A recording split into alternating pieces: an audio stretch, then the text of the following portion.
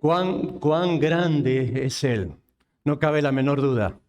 La grandeza, la bondad y la misericordia de Dios se hará manifiesta siempre en nuestras vidas. Vamos a acercarnos a meditar en la Biblia, en la palabra de Dios, y vamos a hacerlo previa oración. Y yo quisiera que en esta oración invitarte a ti a que tú también ores, a que tú también hables con el Señor.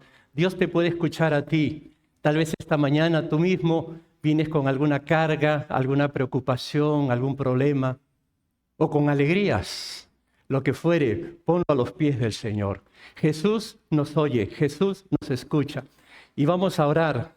Y como repito, habla tú con el Señor, preséntate delante de Él y también dile: Señor, al abrir tu palabra, yo quiero escucharte. Quiero escuchar tu voz. Oremos. Padre nuestro, tú eres el Señor. Tú eres el que vives y reinas por los siglos de los siglos. Tú siempre eres bueno, tú eres bondadoso. Tu misericordia se extiende en este tiempo de gracia. Y es por ello, Señor, que ante ti nos inclinamos y te pedimos que nos bendigas, que seas propicio a cada uno de nosotros, que puedas fortalecer, que puedas sanar, que puedas hablar, que puedas guiarnos. Y Señor, al entrar a tu palabra, necesitamos de tu dirección, necesitamos de la guía y la ayuda de tu Espíritu Santo. Es tu palabra, es tu verdad. Ayúdanos a escucharla y a entenderla. Te lo suplicamos en el nombre de Cristo Jesús. Amén. Muy bien. Ya por buen tiempo venimos desarrollando reflexiones y mensajes a la luz del libro del Apocalipsis. Y no cabe la menor duda que hablar de Apocalipsis es hablar de profecías, hablar de eventos y sucesos que van a acontecer. Y muchas veces como seres humanos, como creyentes, se nos despierta la curiosidad de querer saber qué va a pasar, qué va a ocurrir, quién es este personaje, qué significa tal cosa. Y es bueno como creyentes indagar, revisar y estar listos y preparados para tales acontecimientos. Pero hay algo que emanan de las palabras de este libro, que creo que es lo más importante y creo que es lo que Dios espera de cada uno de nosotros como trascendente, como valioso y como algo que tenemos que estar siempre atentos. ¿Y qué es? Lo más importante para Dios es cómo vivimos, qué clase de seguidores de Cristo somos, de qué manera, como personas que somos leales a Cristo, surge de cada uno de nosotros esas cualidades que el Señor espera que broten como hijo de Dios, como cristiano. El Señor espera que nosotros tengamos los rasgos de Jesucristo. Como humanos no vamos a llegar a su nivel, pero de alguna forma la Biblia nos da una línea. Por ejemplo, surge en nosotros el amor, surge paz, surge la paciencia, surge la fe, surge la mansedumbre, surge la templanza y todo lo que se le parezca. Sobre todo, que nosotros tengamos la decisión de rechazar lo que Dios rechaza, de ir por donde Dios quiere que vayamos, de que si Dios aborrece algo y lo llama pecado, que nosotros también lo aborrezcamos y le llamamos pecado. Creo que eso es lo valioso y lo importante que nosotros debemos de tomar en cuenta cuando se habla de eventos futuros. ¿Cómo vivimos? ¿Estamos listos? ¿Estamos preparados para ese encuentro con Dios? ¿Estamos plenamente convencidos de que vamos a entrar a esta morada con la fe y la confianza que nos da la salvación en Cristo Jesús? Hace 2 semanas, cuando estuvimos tratando el capítulo 13 del Apocalipsis, yo les mencionaba que hablar de profecías al cristiano por lo menos lo debe despertar en 3 aspectos. Y qué curioso, qué coincidencia y qué bendición. Dicen que los cristianos no tienen coincidencia ni casualidad. Dios tiene todo planeado. Entre una de las, de los propósitos que debe generar hablar de profecía es precisamente que eso lleva a un cristiano a vivir una vida piadosa. Y el domingo pasado justamente escuchábamos un mensaje sobre la importancia de ser piadosos, de vivir una vida que sea del agrado de Dios, de ser generosos.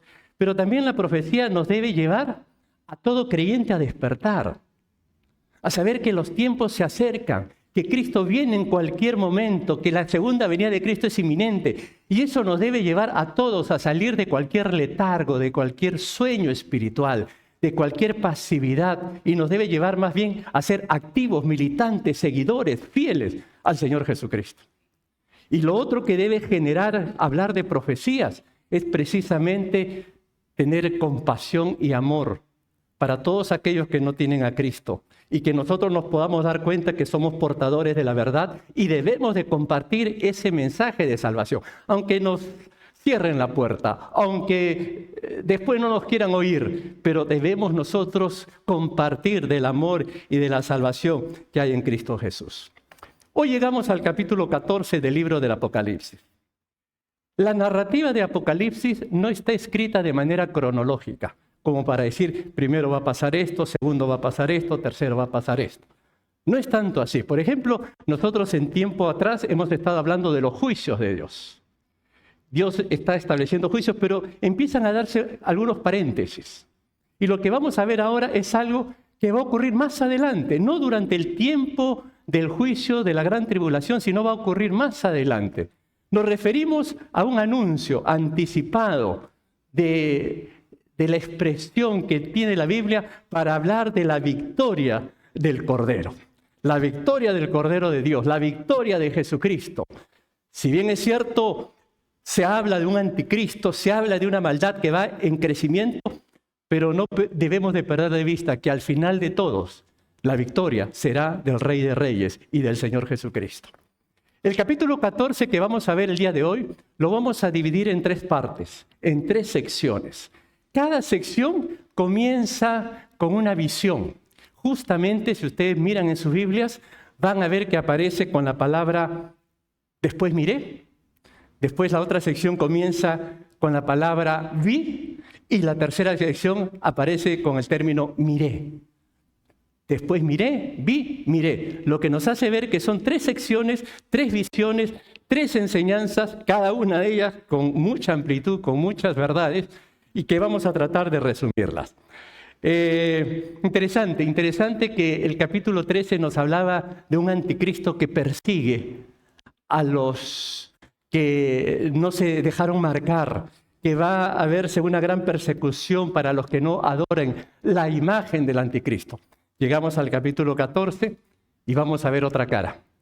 Vamos a ver al Cristo vencedor, al Cristo victorioso, acompañados de aquellos que realmente decidieron ser leales y fieles al Señor. Para ver estas 3 secciones, la primera de ellas le hemos titulado La visión del Cordero triunfante, la visión del Cristo vencedor. Y esto se encuentra, como dijimos, con la primera sección que aparece la palabra después miré. Esta sección vamos a leerlo juntos. Ustedes me van a ayudar en la lectura. Yo voy a leer el primer versículo y ustedes el siguiente. Después sigo y ustedes siguen. ¿Estamos? Esto es lo que se conoce como lectura antifonal. La ventaja que muchos de ustedes tienen las Biblias en el teléfono. Así que yo les voy a pedir que busquen sus Biblias, de preferencia, para estar todos al mismo tono, la versión Reina Valera del 60. Ustedes la pueden cambiar allí, búsquenla, versión Reina Valera del 60. Cuando a ustedes les toque leer, yo quisiera escuchar un coro de voces. No es que van a leer algunos y usted le... No, lea en voz alta, que se le escuche altamente. Disculpen los que nos están viendo por video, que no van a escuchar seguramente las voces de la congregación, pero lean fuerte para que llegue hasta aquí, ¿no? Y de esa manera también los que siguen la transmisión después puedan también escuchar. Entonces vamos a Apocalipsis capítulo 14, yo leo el primer versículo y ustedes siguen y así hasta el versículo 5. Apocalipsis 14, 1. Después miré, y aquí el Cordero estaba en pie sobre el monte de Sión, y con él 144,000 que tenían el nombre de él y el de su Padre escrito en la frente.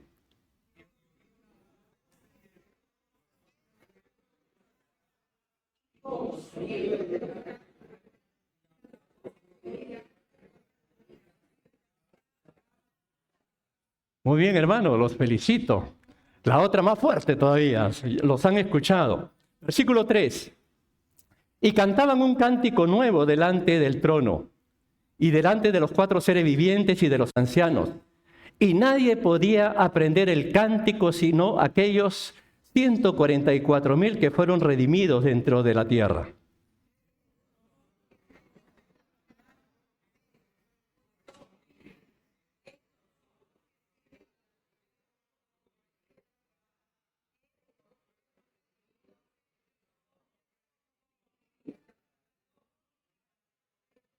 Y en sus bocas no fue hallada mentira, pues son sin mancha delante del trono de Dios. Bien, hasta aquí la primera sección. Noten ustedes que aquí vemos a los seguidores del Cordero que están con el sello, que están con el nombre del Padre. Y la primera expresión que aparece allí es: el Cordero estaba en pie sobre el monte de Sión. Qué bonita figura. El Cordero de pie. ¿Sabes qué significa eso? Cristo firme, Cristo victorioso, Cristo que muestra que verdaderamente Él tiene el control, Él tiene la majestad y Él está allí sobre el monte de Sión. Nosotros sabemos que el Cordero es Jesús, el que fue inmolado, el que murió por nuestros pecados, pero que resucitó al tercer día. Él fue el que dio su vida por cada uno de nosotros. Él fue en el que en los primeros capítulos de Apocalipsis nos dice que fue digno, el Cordero que era digno de abrir los sellos. Es decir, era el único que tenía la capacidad, la autoridad de establecer juicio sobre la humanidad. He ahí el Cordero de Dios y ahora lo vemos puesto de pie, como señal de victoria, como señal de vencedor. Y está, como dice allí, en el monte de Sión. Aquí se refiere a la ciudad de Jerusalén. Ahí está, en Jerusalén. El monte de Sión es el lugar donde nuestro Señor Jesucristo va a reinar cuando venga por segunda vez a establecer su reino milenial. Dice el Salmo 2, versículo 6, porque yo he puesto mi rey sobre Sión, mi monte santo. Yo he puesto mi rey sobre Sión en mi monte santo. Entonces, vemos aquí de primera instancia esa muestra, esa señal de que después de todos esos acontecimientos tristes que ha desencadenado el anticristo, va a aparecer la figura, nada menos del Cordero vencedor. Y noten que está acompañado de 144,000 que tenían el nombre de él y de su padre escrito en la frente. Ya nosotros hemos explicado anteriormente que estos 144,000 fueron llamados por Dios judíos, llamados por Dios, ¿para qué? Para hacer una tarea evangelizadora en tiempos complicados, para hacer una tarea evangelística en tiempos de la gran tribulación. El Señor los llama a una tarea formidable, a una tarea impactante. Vale destacar en esta sección las cualidades que tenían estos 144,000. Y yo quisiera que tú prestes atención, si bien es cierto, son cualidades especiales, cualidades que tenían que tener para enfrentar a tanto sufrimiento, a tanto dolor, a tanta oposición, a tanto ataque. Esas cualidades, si bien es cierto, son particulares, son especiales, no deja de que nosotros prestemos atención y veamos qué cualidades son. Porque esas mismas cualidades creo que nos corresponde a nosotros llevarlas a acción en el tiempo presente. Aunque no estamos en la gran tribulación, sí, seguramente tú tienes tus pocas tribulaciones en un sentido, diríamos, pasajero. Pasas por tus pruebas, pasas por tus dificultades, pasas por tu dolor, por tu quebranto, y por eso vale considerar estas cualidades. Si bien es cierto, entre una de ellas está que ellos fueron capaces, estos 144,000, de aprender un cántico nuevo, una melodía nueva, como dice ahí el pasaje. Concentrémonos en los versículos 4 y 5 y veamos 4 cualidades interesantes que podemos observar en ellos. La primera, dice que son gente que no se contaminó con mujeres, pues son vírgenes. Primera expresión que llama la atención. ¿Sabe lo que significa esto? Que estos 144,000 renunciaron al matrimonio, se quedaron solteros, no se casaron. No porque sea malo el matrimonio, no porque esté prohibido casarse, sino porque era cumplir una tarea evangelizadora en un tiempo complicado. Para entender mejor la figura, es como que hay una guerra y tienen que ir jóvenes, solteros, o tienen que ir gente casada. No van a ir con familia, no van a ir con los hijos. Atender a la familia, atender a los hijos en plena guerra no es nada práctico, es totalmente complicado. Por eso, interesante que vemos aquí que ellos no se contaminaron. Y el término contaminar habla de que no se ensuciaron. Si bien es cierto, es una expresión espiritual, porque estos 144,000 no se rindieron ante el anticristo, no estuvieron dispuestos a adorar a la bestia. Pero también vale resaltar la expresión. Renunciaron por ese corto periodo de 7 años de tribulación, renunciaron a la condición matrimonial. Y vuelvo a repetir, esto es comprensible, porque a ellos les tocaba huir, les va a tocar, estamos hablando del futuro, van a tener que escapar, van a tener que esconderse, pero tienen un objetivo. ¿Y cuál es el objetivo? En tiempos difíciles compartir el mensaje de salvación, compartir las buenas nuevas. Y es ahí donde nosotros podemos darnos cuenta, pues, que de alguna forma ellos tuvieron que aceptar este desafío y fueron guardados por el Señor. Hay que recordar que esto fue un llamado especial. El Señor los ayudó para hacer frente en medio de tanta tribulación, así en su condición de soltero, para hacer frente a esta tarea evangelística. Eso es para los 144,000 en los tiempos de la tribulación.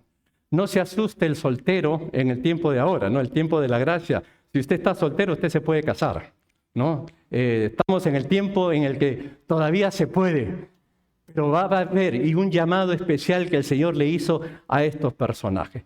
Por eso, cuando decimos que estas cualidades tienen repercusión para nosotros en el tiempo presente, la primera pregunta que tendríamos que hacernos como hijos de Dios, como seguidores de Cristo, ahora, ¿estamos contaminados? ¿Nos hemos dejado ensuciar? ¿Tenemos otros ídolos que son nuestra prioridad? Es interesante que ellos tenían el nombre del Padre en sus frentes. Es una señal de identificación. Yo te pregunto, ¿a ti qué te identifica como cristiano? La gente, ¿cómo se da cuenta que tú eres un cristiano? ¿O pasas desapercibido? ¿Se dan cuenta? ¿Lo notan? ¿Te lo han dicho? ¿Hay alguna, diríamos, alguna señal, alguna muestra? Aquí nos hace ver que estos 144,000 se identificaron ¿cómo? No solamente por el nombre que tenían en sus frentes, sino porque estuvieron dispuestos a no contaminarse, no se rindieron ante el anticristo, no participaron de esas idolatrías y se mantuvieron firmes en ese llamado que el Señor les hizo. Por eso estaban allí, celebrando la victoria con el Cordero allí puesto de pie en el monte de Sión, como señal de triunfo, como señal de logro. Y esa es una cualidad que realmente vale la pena tomar en cuenta. La segunda, que aparece también entre los versículos 4 y 5. Estos son los que siguen al Cordero por donde quiera que va. Qué bonita cualidad. Siguen al Cordero por donde quiera que Él va. Eso habla de que eran perseverantes, que muestran su lealtad, su fidelidad al Señor. Es gente que sigue al Cordero por donde quiera que Él va. No solamente son observadores. Hay mucha gente que sigue a Cristo de lejos, lo observa, pero no están dispuestos a rendirse, no están dispuestos a observarlo en todo sentido. El resultado es una actitud que vemos de lealtad y de fidelidad. Ellos siguen al Cordero por donde quiera que va. ¿Sabes por qué? Porque lo aman.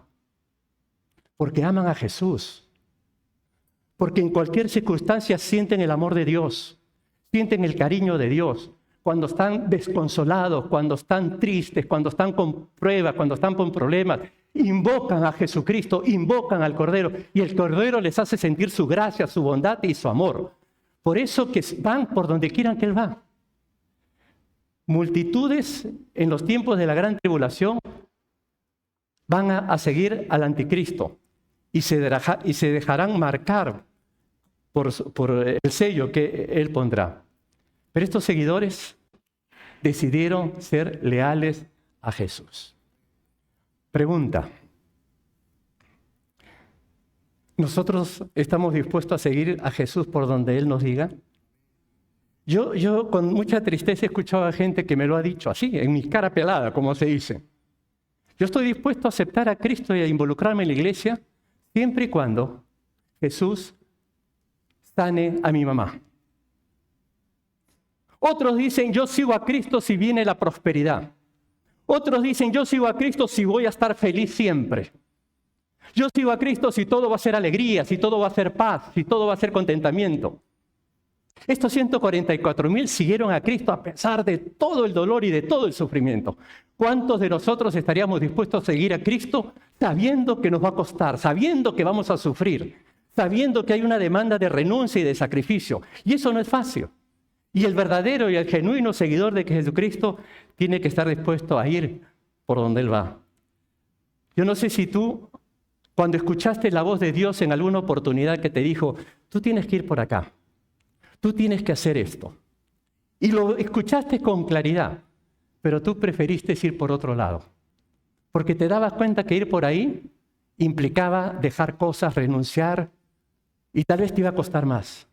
Pero Jesús te lo mostró claramente que el camino era el otro, y no lo hiciste.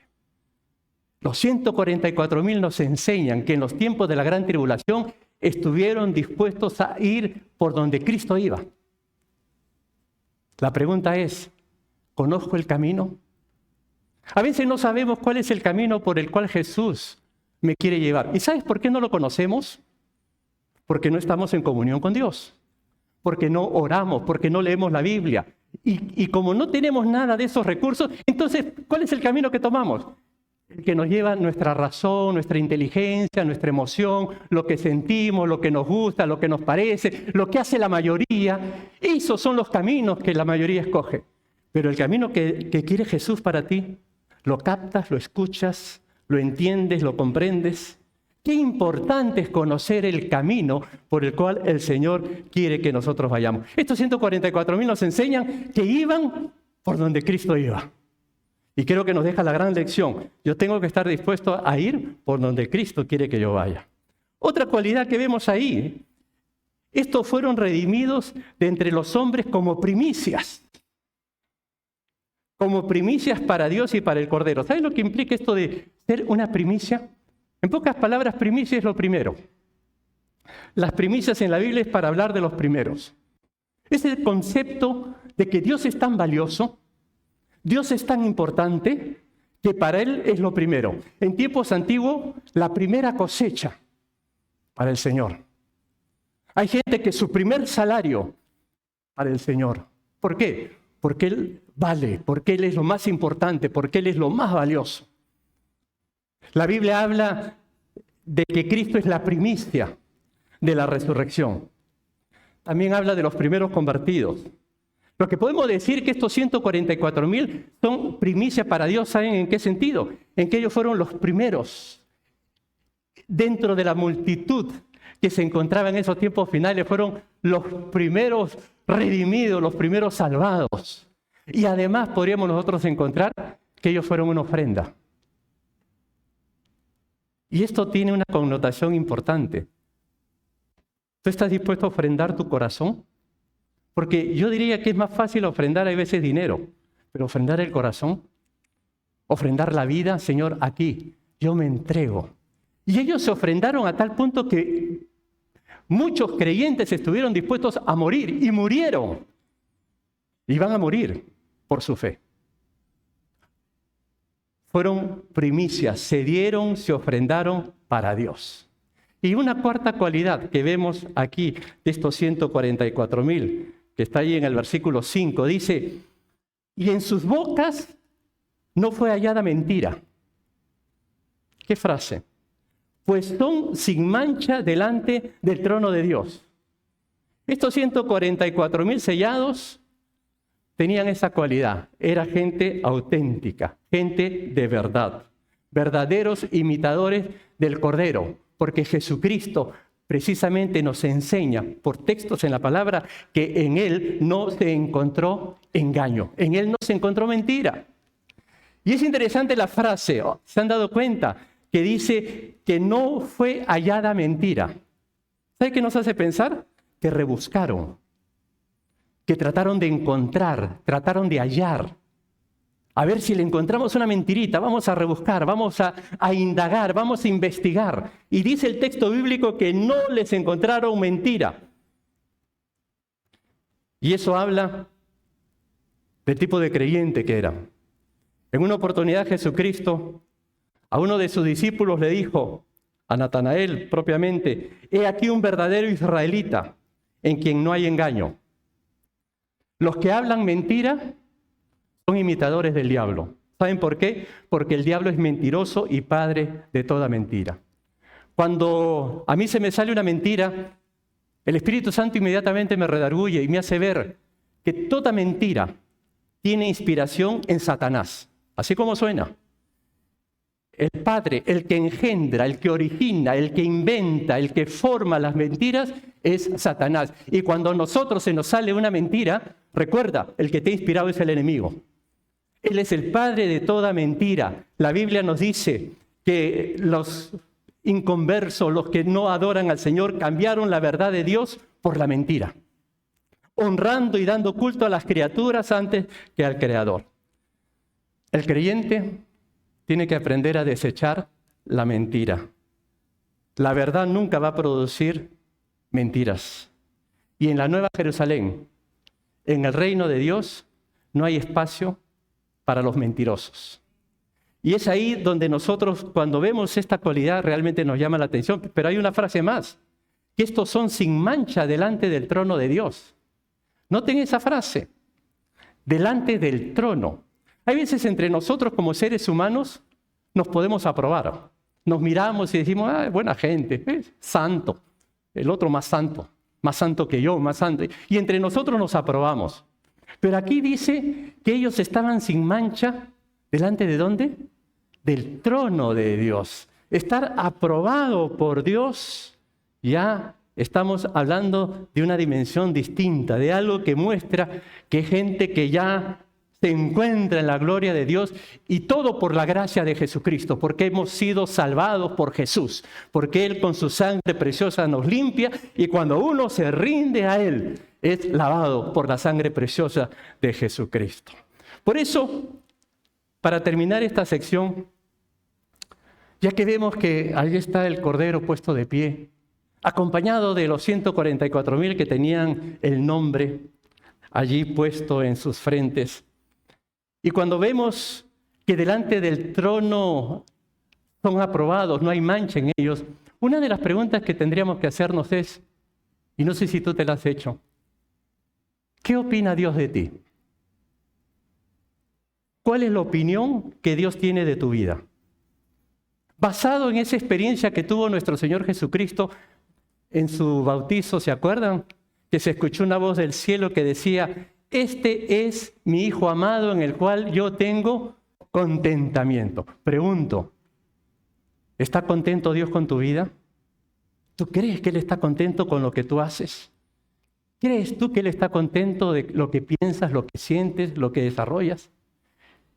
A veces nos preocupamos, ¿qué piensa fulano de mí? ¿Qué piensa fulana de mí? Pero creo que la pregunta de fondo es, ¿y qué piensa Dios? ¿Cuál es la opinión que Dios puede tener de nuestra vida? Esta fue la primera sección, la primera visión que tuvo Juan. Vamos a la siguiente. La siguiente tiene que ver con un mensaje, mejor dicho, 3 mensajes que dan 3 ángeles. Esto aparece en la sección de Apocalipsis, capítulo 14, del 6 al 13. ¿Lo hacemos otra vez igual? Yo leo el primer versículo y ustedes continúan con el siguiente. Vamos a Apocalipsis, capítulo 14. Tengan ahí sus Biblias otra vez a las manos y vamos entonces a leer esta sección. Apocalipsis, capítulo 14, versículo 6. Vi volar por en medio del cielo a otro ángel que tenía el evangelio eterno para predicarlo a los moradores de la tierra, a toda nación, tribu, lengua y pueblo.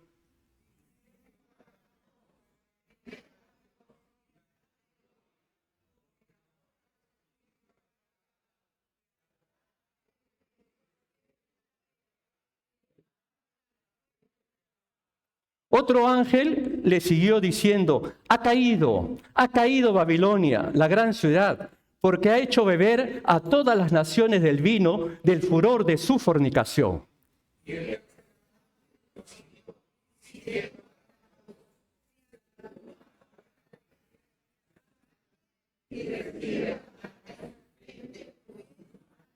Él también beberá del vino de la ira de Dios, que ha sido vaciado puro en el cáliz de su ira, y será atormentado con fuego y azufre delante de los santos ángeles y del Cordero.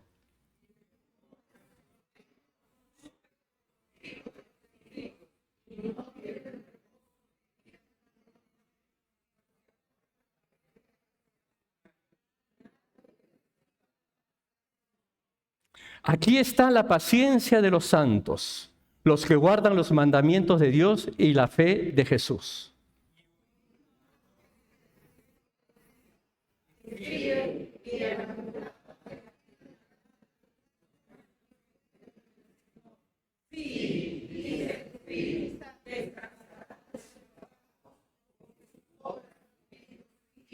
Muy bien.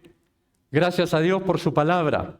Aquí, en esta sección, encontramos la tarea de estos mensajeros, de estos ángeles. Y básicamente hay 3 mensajes. Se los resumo. El primer mensaje habla de un ángel que tenía el Evangelio eterno. Ese Evangelio eterno que va a ser predicado a todos los moradores en toda nación, en toda tribu, toda lengua y todo pueblo, como dice ahí. Ya ustedes vayan dándose cuenta cómo hasta el final, hasta los tiempos finales, antes de que el Señor establezca su reino, sigue el anhelo de Dios que el Evangelio se siga anunciando, se siga predicando. Este Evangelio eterno es el mismo que nosotros escuchamos, las buenas noticias. Pero aquí específicamente hay un contenido. ¿Cuál es ese contenido? Ahí en el versículo 7, subrayando los 3 verbos que aparecen allí, vemos que el mensaje en primer lugar es, teme a Dios. Miren cómo hasta el final se repite esta verdad. Un llamado a que temas a Dios. ¿Qué significa esto?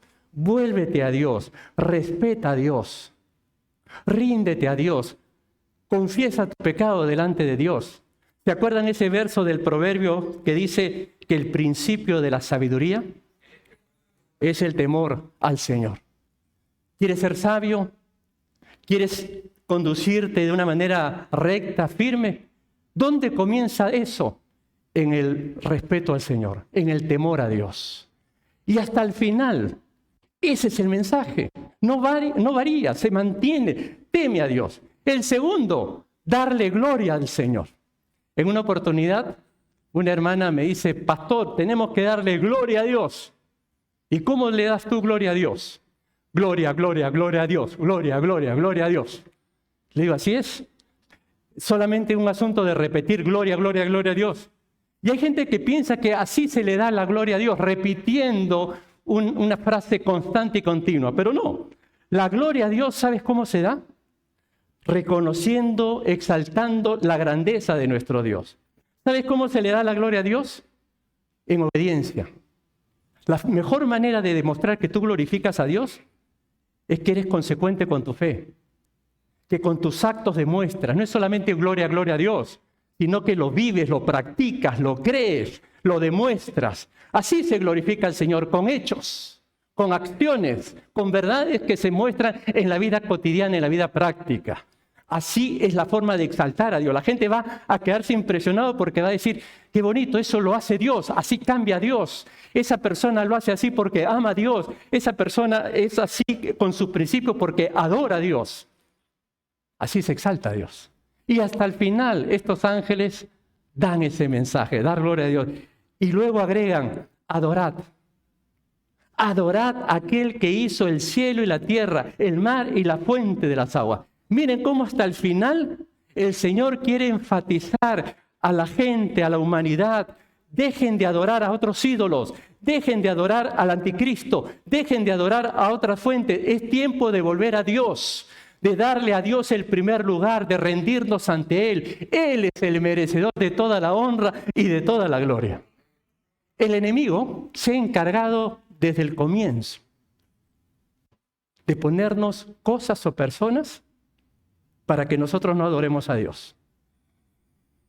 Por ejemplo, yo hacía algo muy moderno, ¿no? Muy de ahora.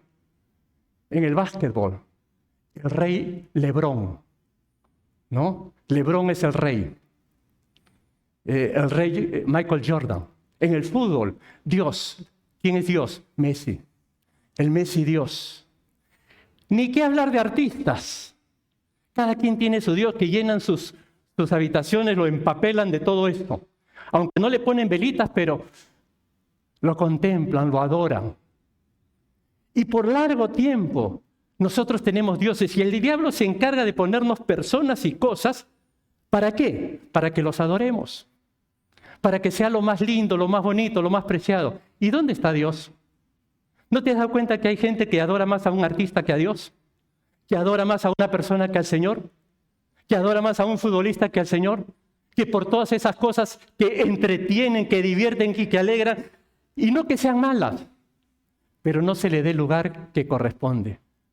Se le pone por arriba de Dios. Por eso que hasta el tiempo final, la humanidad que ha estado en rebeldía, se le insta, se le persuade, adoren a Dios. Arrepiéntanse, reconozcan que Dios es el único merecedor de toda la honra y de toda la gloria. Él es el dueño de todo y Él merece nuestra adoración. El segundo mensaje aparece en el versículo 8. Es otro ángel que dice, cayó Babilonia. Cayó. Noten el énfasis, cayó Babilonia. La referencia de Babilonia abunda en la palabra de Dios. En tiempos antiguos, Babilonia fue fundada por Nimrod. ¿Quieren saber quién es este personaje? Léanse el libro del Génesis, a partir del capítulo 10. Historia impactante. En Babilonia se estableció un centro de idolatría y de desafío a la soberanía de Dios.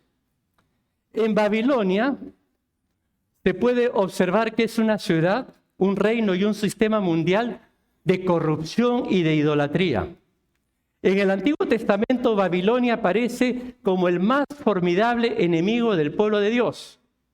Babilonia nace y se desarrolla un sistema político, económico y religioso contrario a Dios.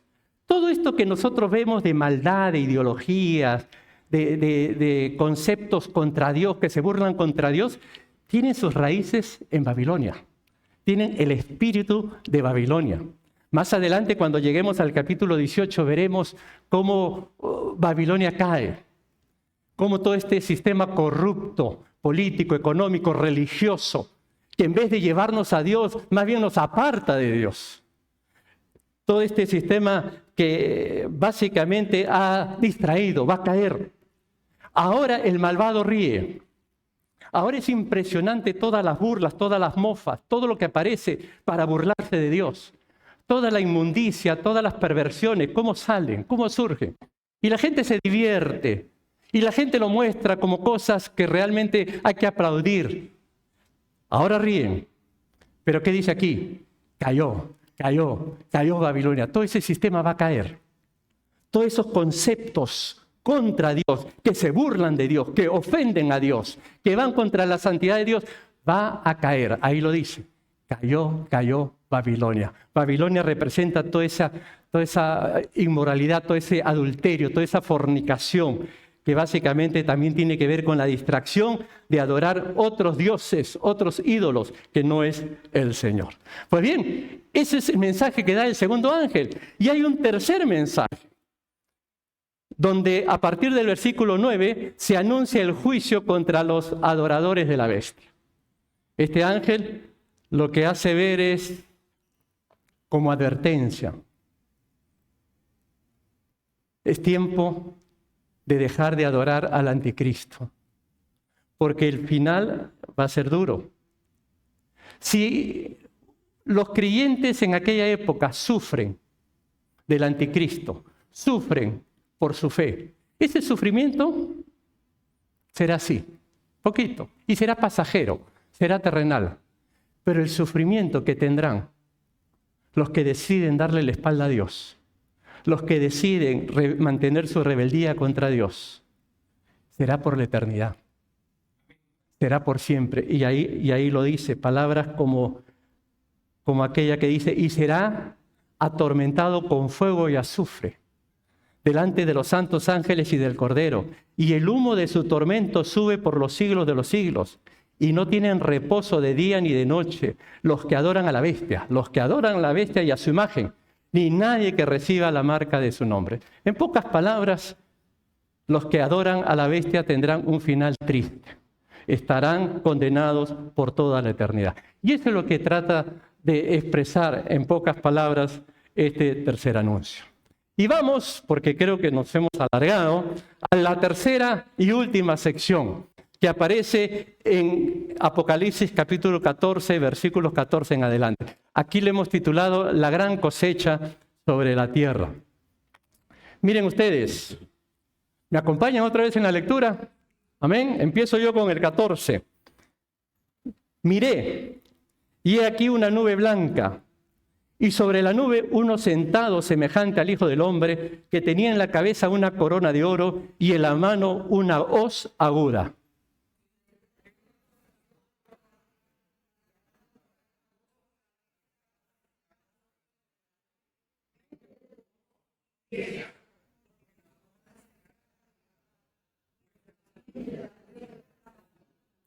Y el que estaba sentado sobre la nube metió su hoz en la tierra, y la tierra fue cegada.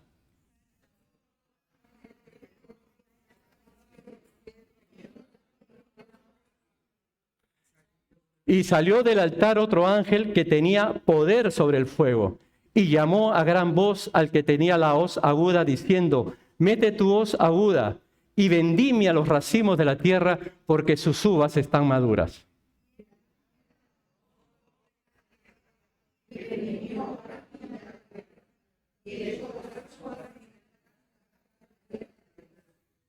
Y fue pisado el lagar fuera de la ciudad, y del lagar salió sangre hasta los frenos de los caballos por 1600 estadios. Este cuadro tiene dos matices. Uno impresionante, bonito, y el otro muy triste. El impresionante y bonito, ¿cuál es? El retorno de Jesús. Ahí vemos y nos describe la venida de nuestro Señor Jesucristo. Y noten, dice que va a aparecer con una corona de oro y una hoz para hacer la vendimia. La hoz, qué interesante, ¿no? Ese famoso símbolo que ha usado el sistema o la ideología comunista. El Señor la va a usar para depurar, para establecer juicio. Pero lo interesante es que el Señor aparece con una corona de oro, como señal de que Él es el Rey de Reyes y el Señor de Señores. ¿Ustedes se acuerdan cuando lo crucificaron? ¿Qué le pusieron? Una corona de espinas para humillarlo. Ahora Él regresa con una corona de oro, como señal de triunfo glorioso, el Rey de Reyes, el victorioso. El hecho de que tenga una hoz, y como dice ahí, aguda, habla de esta herramienta bien afilada, que viene para juzgar. Ha llegado la hora de juzgar. Dios no quiere condenar a nadie. Cuando nosotros leemos estos versos, hay gente que se indigna y dice, oh, qué malo que es Dios. Pero no, esto ya es la copa que rebasó el vaso. Han pasado miles y miles de años y Dios ha sido paciente. Dios sigue mostrando amor, misericordia, y la gente no quiere saber nada con Dios. Y el Señor sigue hasta el final, dando oportunidad a la gente para que se arrepienta. Pero esto hay que poner orden. Tiene que venir cielo nuevo, tierra nueva, tiene que venir el reino de los cielos. Y para eso hay que depurarlo. Y para eso viene el Señor, para establecer juicio con su hoz. La tierra es considerada como una gran viña. Todo esto es en lenguaje simbólico. Pero se habla como que la tierra es una gran viña. Y los habitantes de la tierra que se han rebelado contra Dios se representan como unas uvas. Esas uvas dice que van a estar aplastadas. Y noten que este lenguaje literario se toma del profeta Joel y del libro de Isaías, haciendo referencia a la ejecución que Dios va a hacer, el juicio que Dios va a establecer contra todas aquellas personas que decidieron darle la espalda al Señor. Dice que van a ser pisados en el lagar. El lagar, ustedes saben que es el lugar donde se echa la uva y se pisa, ¿no? Para exprimirla. Ahora, en tiempos de vendimia, ahí es donde va a ser derramado el juicio de Dios. Pero lo duro y lo fuerte es cómo termina el capítulo. Es espantoso, pero es una cruda realidad. Dice, y fue pisado el lagar fuera de la ciudad, y del lagar salió sangre, hasta los frenos de los caballos, por 1.600 estadios. Lo primero, esto ocurrió fuera de la ciudad, fuera de Jerusalén. Se puede pensar que fue en el valle de Josafat, lo que más adelante vamos a ver de la famosa guerra del Armagedón. Y es interesante lo que ocurre ahí. Corrió tanta sangre, que cubrió 1.600 estadios. Eso viene a ser, en millas, casi 200 millas. 200 millas de sangre, o 320 kilómetros. Son representaciones simbólicas, pero para que ustedes vean la envergadura del juicio de Dios. Quiero recordar que este juicio es para el rebelde, para el que rechaza, para el que se burla, para aquel que no quiere reconocer a Jesucristo como Señor y Salvador, para aquel que quiere mantenerse de espaldas a Dios. Dios no quiere condenar a nadie. Dios quiere que todos se salven. Dios quiere que todos se arrepienten. Pero Dios no ha creado robots. Dios ha creado gente con libre albedrío para que tú decidas cuando quieras, para que tú tomes tu propia decisión. Y si tú quieres, puedes disfrutar y gozar de la vida eterna que Cristo Jesús te ofrece ahora. Y la gente que va a vivir en los tiempos de la gran tribulación también tendrán la oportunidad. Pero las presiones del anticristo serán muy fuertes. Y esto no es un asunto de que avisé hoy y mañana ejecuto. No, este es un asunto que se viene por años.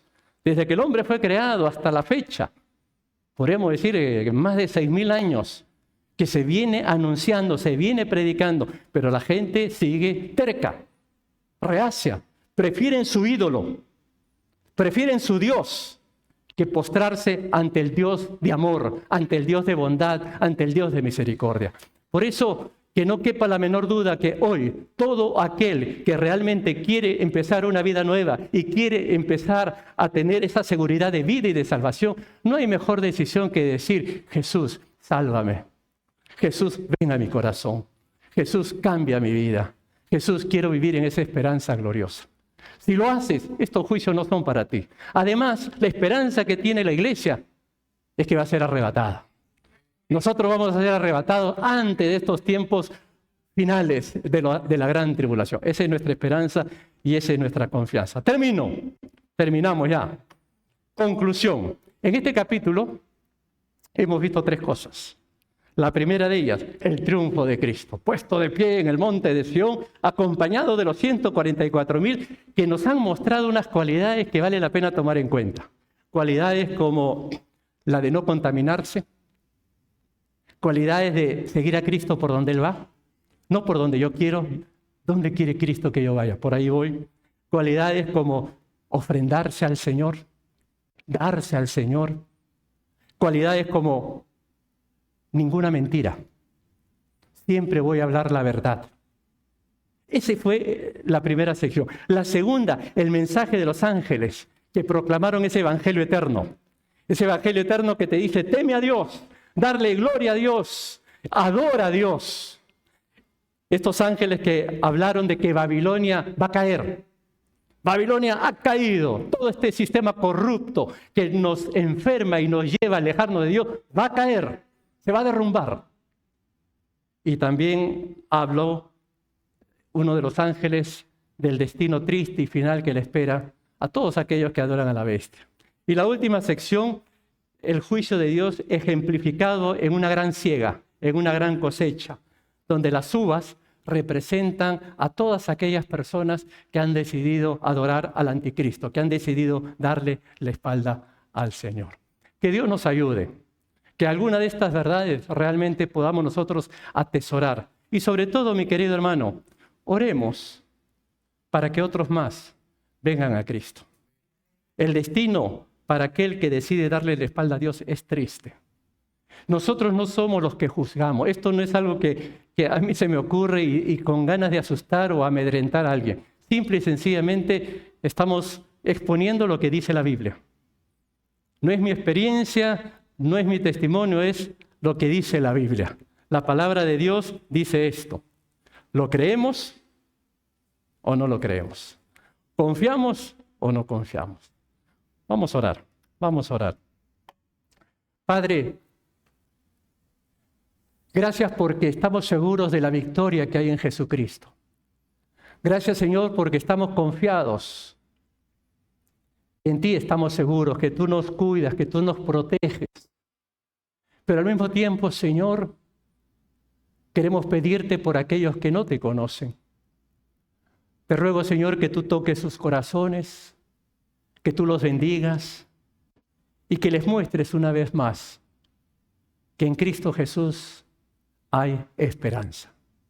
Simple y sencillamente yo quisiera terminar invitándote a ti allí donde estás, a que si tú quieres que Jesús sea tu Salvador, a que tú quieres estar seguro de que Cristo te puede inscribir en el libro de la vida, a que tú hagas la decisión y le digas, Jesús, sálvame, ven a mi corazón. Por eso que allí donde tú estás, dile, Señor, ven a mi corazón, sálvame, si es que todavía no lo has hecho. Quiero que seas mi Salvador, quiero salir con ese cántico nuevo, ese cántico de victoria, ese cántico de alegría. ¿Y por qué? Porque estás en mi corazón. ¿Quieres que te guíe? Pues dile, Señor Jesús, reconozco mi pecado y quiero que vengas a mi corazón. Dame vida nueva y dame salvación. Amén.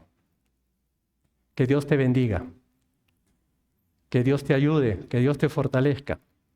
Dios conoce tu corazón si tú has tomado esa decisión. Y sigue para adelante y en lo que podamos ayudarte, bienvenido sea. Amén.